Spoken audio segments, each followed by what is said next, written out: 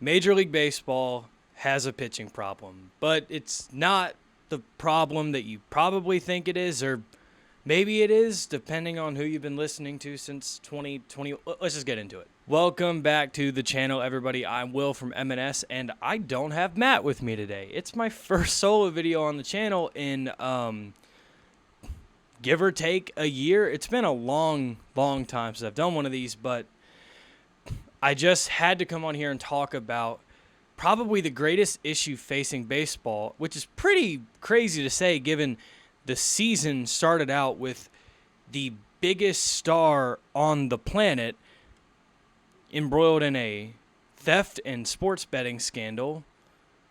So this is a pretty big deal. Baseball, for the last few years, has been on the rise once again. We are seeing a new golden age for the sport. I truly believe that. With electric stars like Fernando Tatis, Shohei Ohtani, Ronald Acuna Jr., and Spencer Strider. And now the issue facing us today. It was just revealed not too crazy long ago that Spencer Strider has suffered some level of damage to his UCL. And yeah, I mean, as a Braves fan, that sucks. But he's not the only one this year. Another prominent one would be Shane Bieber of the Cleveland Guardians.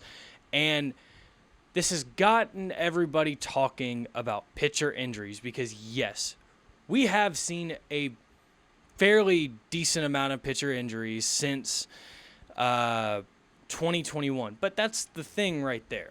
Because the first thing people have blamed the last 2 years on these pitcher injuries is the advent of the pitch clock.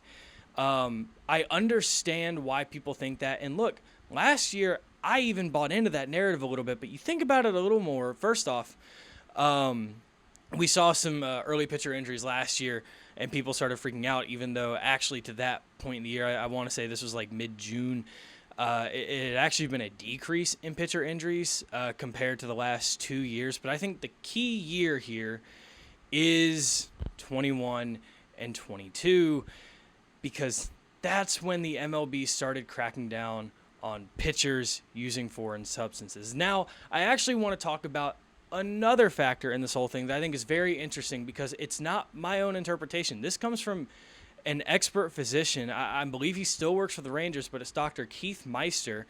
And he seems to think that this issue is actually caused by emphasis on velocity and breaking pitches. Because as you know, if you watch baseball, breaking pitches are at an all-time high, especially with the advent of the sweeper. And Keith Meister says that the sweeper is particularly violent on the inside of the elbow.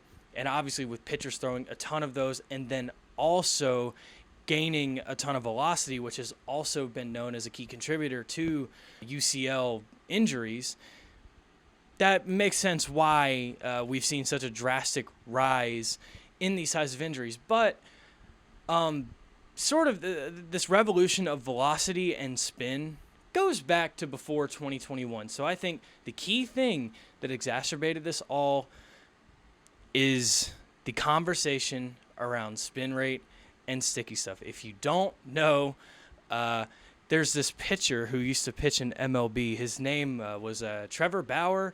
I don't know if you've heard of him. He kind of flies under the radar.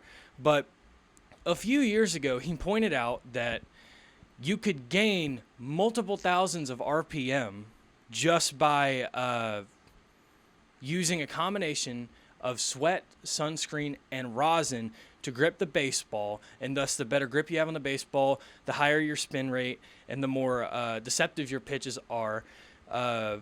Trevor had been trying to get the league to do something and officiate this for a long time, and then he went out in 2020, the Mickey Mouse year, and won the Cy Young by doing exactly that, exploiting these sticky stuff rules that were not being enforced, added a bunch of RPM to all of his pitches, and we had a Mickey Mouse Cy Young. And thus came the crackdown over the next year or so, where the league finally decided that we're going to look into pitchers using foreign substances such as spider tack. And this is where you see guys like Garrett Cole sort of become the villain of the sport because they're asked if they use it and they can't formulate an answer. Because if we're being honest here, and I know people just want to punch on Garrett Cole, right? But the reason he can't answer that question is not even just because he was using it. It's because everyone was using it. It's like in auto racing. You know, you can't admit that you're cheating up your race car, but everyone else is doing it, so you have to do that to keep up. And that's what Garrett Cole was doing. That's what everyone was doing. And people have pointed out, you know, in the years since, a guy like Shane Bieber has seen a pretty drastic decline. And a lot of people said, like, oh, the MLB cracked down on sticky stuff, so there he goes. And yeah, well, Shane Bieber's the other prominent injury this year, so I'm not saying that you're wrong for thinking that. And also, by the way, Trevor Bauer saw a little bit of a decline before. So, anyway, the main sort of crux of this whole thing was highlighted by Tyler Glasnow a couple years ago when he went down with an elbow injury, and he explained in pretty blunt terms that pitchers were getting hurt because without sticky stuff, you have to grip the ball harder. And the harder you grip the ball, and this is not theory, by the way, this is just true. Keith Meister also talked about this, but the harder you grip the ball, the more it stresses that inside of your elbow, and the more susceptible you are to injuries. Now, going back to Keith Meister, he pointed out how typically the narrative around a Tommy John surgery was, okay, if you're a pitcher, you get your Tommy John and you're good for 10 years. And then that sort of became 7 years. And now guys who've had Tommy John, like Spencer Strider, are getting 3 to 5 out of it. And thus, we know we've seen a progression of an issue. You know what I mean?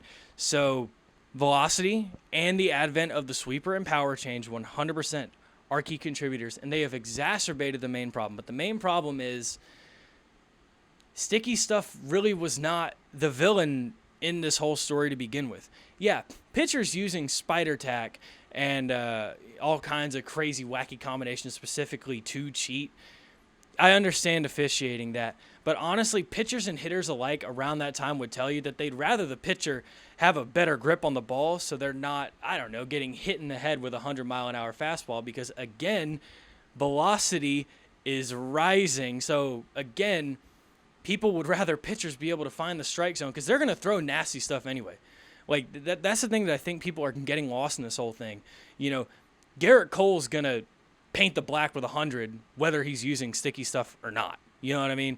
So I know people didn't want to hear it at the time because I think it also goes back to people's outrage over the Astros cheating scandal and that cheating didn't get punished. So there was another form of cheating going on and people were desperate. Please do something about this. Punish these guys. Da-da-da-da-da.